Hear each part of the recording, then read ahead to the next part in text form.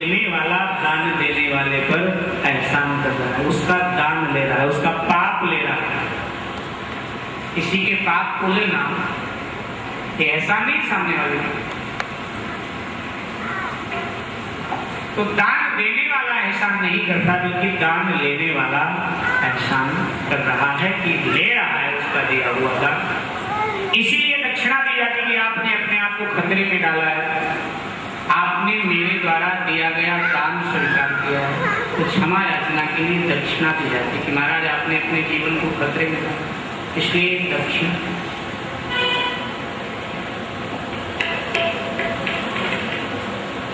सभी कहाँ दान लेते हैं,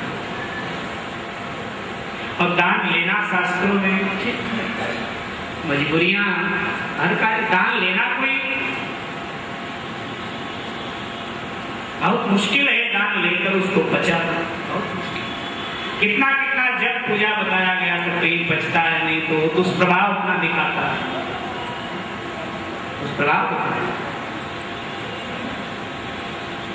दान हमेशा तो कहा दक्षिणा भी दो राजा। दक्षिणा क्या चाहिए? बोले 60 सहस्त्र सोना। सोने की सिक्के 60 सहस्त्र। कहा कि महाराज आओ महल में चलो, नगर में चलो। ले आए, उच्च आसन पर बिठाया विश्वामित्र जी को। और अब महाराज हरिश्चंद्र जी ने कहा गुरु जी चाबी दिखा दो थोड़ी देर के लिए। चाबी दिखा तो खजाना खोल के आपको दे देता। 60 सहस्त्र स्वर्ण के सिक्के। विश्वामित्र की भृगुटी टेढ़ी हो गई, आंखें लाल लाल, एकदम उठकर आसन से क्रोध में तिलमिला के खड़े हो गए। अरे मूर्ख राजा, लगता है सूर्यवंश में कलंक है तू।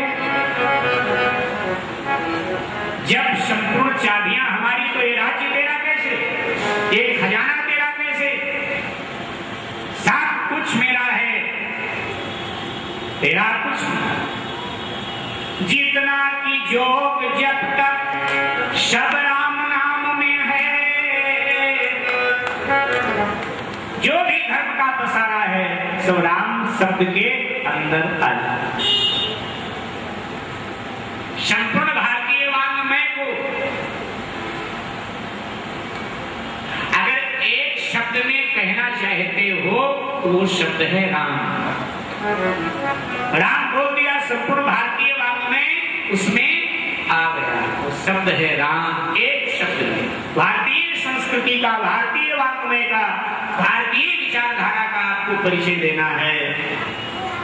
समय ज्यादा नहीं है, एक शब्द में कहना चाहते हैं तो राम बोल दीजिए, बस परिचय मिल गया। राम महिमा कह दिया।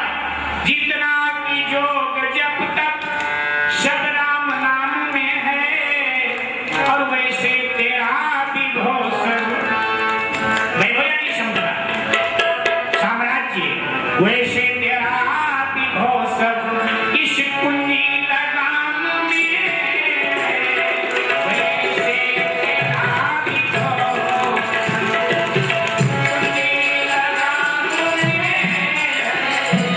इतना की जोग जब तक राम नाम में, इतना की जोग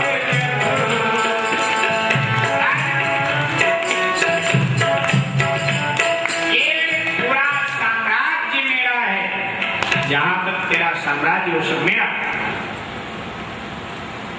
इस पर कोई अधिकार नहीं। ओ महाराज क्षमा कीजिए, मैं भूल कर गया, क्षमा चाहे तो दक्षिणा दे, या ना देना हो तो बता दे महाराज मैं दे नहीं सकता, मैं जाऊं राज्य तेरा तुझे दे देता हूं। तो चाहते थे कह दे नहीं दूंगा। बोले नहीं महाराज मैं सूर्यवंशी हूं, मैंने कहा है तो दूंगा। दक्षिणा बुलाया, अपनी पत्नी को, पुत्र को एकांत में बात किया, कैसी दक्षिणा? तारामती जी ने कहा पतिदेव तो एक ही चारा है, अपने को बेच दो, मुझे बेच दो, बच्चे को बेच दो, दक्षिणा दे दो।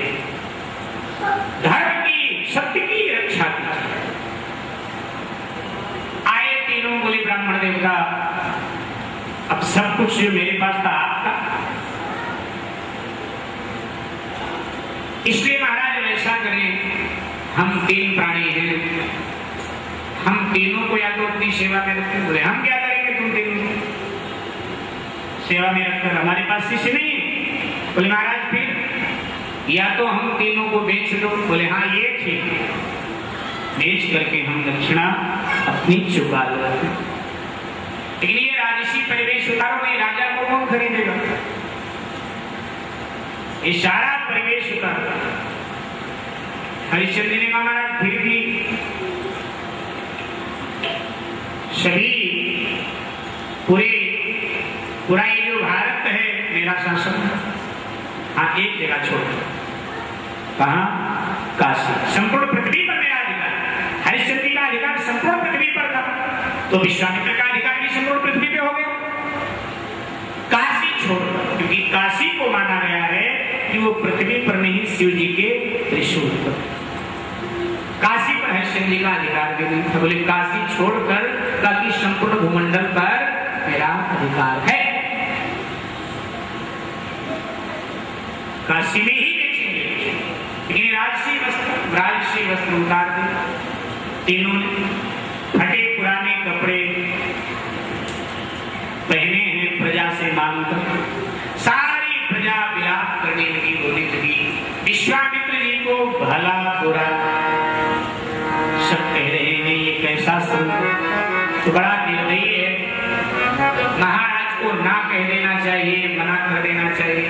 लेकिन लोग कहते नहीं जी, सूर्यवंश में ऐसा कभी नहीं कि कोई अपनी बात से पलट जाए। तीनों को लेकर के संक्षेप में निवेदन कर रहा हूं, काशी में विश्वामित्र, काशी के बाजारों में आवाज लगाई जा रही है, जैसे लोग दूध दही बेचते हैं तो आवाज लगाते हैं गलियों में, ऐसे ही आवाज लगाई जाती है। हम 3 मनुष्य बेच रहे हैं, कोई आया,